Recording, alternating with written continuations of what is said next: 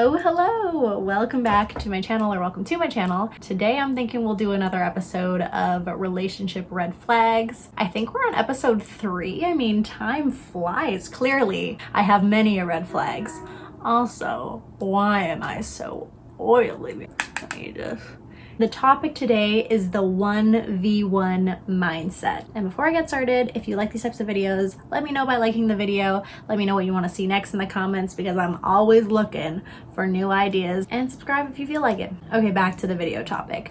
What I mean by the 1v1 mindset is basically like you versus me, as opposed to we're in the relationship as a team. And there are a few red flags and conversational tidbits that will come up that will really help you identify whether your partner is a 1v1 person or a team person. I don't think I have to say this, but the 1v1 is what you're trying to avoid, because it is an exhausting battle with someone who you're supposed to be working towards a future with. So if you like that kind of challenge, I mean, go for it, but I personally am not about that life. Anything that I say in these red flag videos does not mean that you should immediately go break up with your partner. It's just for you to be aware of whether it's your partner that's doing these things or you doing these things, and just provide whatever minimal insight that I have on these topics based on my own personal experience. Again, all of my experience comes from a female's perspective in a female and male relationship. So take it with a grain of salt. If it applies to you, it applies to you. And if it doesn't, it doesn't. Let's get into it. First things first is the idea of keeping score. If you find that your partner or yourself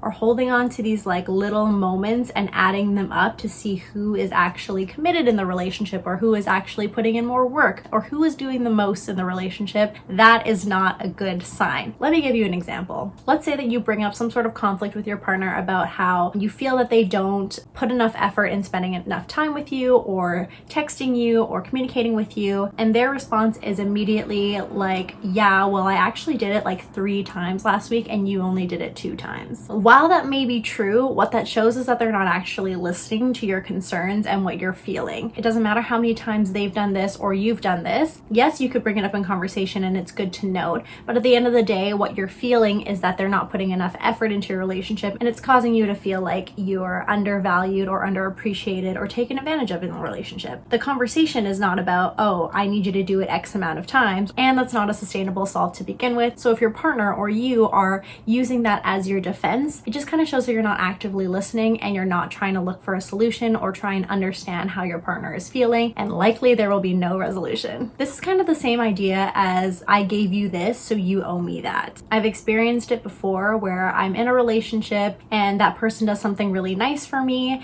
and I'm super appreciative and I'm like, oh my gosh, thank you so much. You shouldn't have, boo-boo, you're so nice to me. And then it kind of comes back and bites me in the butt later if conflict comes up and the line like, oh, well, I did this for you and you didn't do anything back. Don't get me wrong, a one-sided relationship is definitely not something that you should be striving for, and it is definitely a valid concern if you find that your relationship is imbalanced in terms of how much effort is being put into it. But at the same time, an argument that ties something that you did out of what should be the goodness of your heart or the affection that you are just genuinely showing to that person, and leveraging that and kind of holding it over the other person's head as like, oh, I did this, why didn't you do anything for me, takes away the value of doing it in the first place. Like, I don't know about you, but when I hear things like that, I'm like, oh, so the only reason you did this is so that you could get something in return. It seems really ingenuine, and as the person receiving it, it really starts to make you question whether that person is doing it out of the goodness of their heart or because they want something from you but aren't willing to tell you about it. So just be mindful and keep an eye out if you are experiencing that, because from experience it is extremely frustrating and it is something that kind of takes a toll on your relationship, past, present, and future. But another sign that you or your partner are operating in a 1 versus 1 mentality is when you're dealing with conflict, like, it kind of hurts my feelings when you do this, or I would really appreciate it if you stop doing this, and their immediate response is, yeah, well, you never blah blah blah,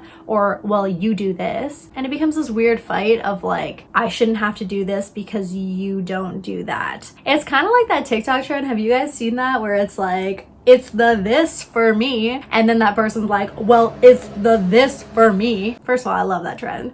But in general, it's a pretty useless fight. And you're basically on this hamster wheel of not getting anything accomplished and probably just hurting each other's feelings and just going down this rabbit hole of identifying problems and solving none of them. First of all, is that even relevant? If your partner is saying, I hate it when you leave the toilet seat up, and your response is, yeah, well, you never cook broccoli and I love broccoli. Those two things just don't even add up, you know? Like, you are fighting a senseless battle, and A, it looks bad on you. B, what's the point? C, did you ask for broccoli? Like, did you ever say, I really want broccoli, why aren't you doing it? The person who is in that 1v1 mindset is only bringing up problems to trying to defend the original conversation to begin with, and they're not actually bringing it up as like a genuine concern on their part. I hope that makes sense. That's not to say that you shouldn't voice your concerns when you're already talking about concerns. It actually is a great opportunity to be like, oh, while we are on this topic, I'd also like to say that, like, I would really appreciate if you did this. I'll make sure that I leave the toilet seat down, and if you could make sure that broccoli is incorporated into our meal preps, that would be amazing. And then it becomes this open conversation of like, we can just talk about what we would prefer. Do you hear how loud that car is? Like, hello? I'm filming a YouTube video. Then it becomes this open, ongoing conversation where you feel comfortable with your partner, you can tell them anything, and it doesn't have to be this attack battle that just goes back and forth over and over again with no rhyme or reason. That's also an example, and I've experienced this before, where the person who's feeling defensive or is acting in that 1v1 mindset takes any type of conflict and like turns it and boomerangs it back at you, and suddenly you're the one that's in the hot seat. I think it really speaks to someone's character if they can't take constructive criticism or feedback or have an open conversation without their immediate response being like, oh, well, like, I'm defensive now, you're not perfect either, okay? Again, that just shows that they're not actively listening to you or your concerns, and they're not putting in the effort to try and resolve those things and make you feel more comfortable in the relationship. And in all honesty, what they're doing is making it so that it's extremely difficult for you to bring up anything of concern to them, because you're being trained to expect to be attacked back if you do, and it just becomes this toxic relationship, and I highly do not recommend it. You can really tell when someone is on the we're on the same team standpoint, because when you bring up concerns, they say things like, oh, that was never my intention, how can I be better, can you tell me how that feels, like, is there a solve, how can we work through this, let's talk it out, this is my perspective on it, and you work through it together as a couple. Whereas the people who are on the 1v1 side are looking for like flaws in your argument. Pretty much they're saying things like, well, when did that happen, or like, give me an example of when I did that, or well, you did this, or you never did that, well, actually I did this last week and you did this 2 weeks ago, blah blah blah blah blah. And I don't think I have to say this, but one is a big red flag, baby. Anyways, if you are dealing with a 1v1 relationship, I hope that you can work through it and get to a point where you're working and operating as a team, because it is smooth sailing once you get to that point, and it just sets your relationship up for a sustainable and hopefully stressless future. Again, let me know what you want to see next in the comments down below, and I will see you in my next video. Bye!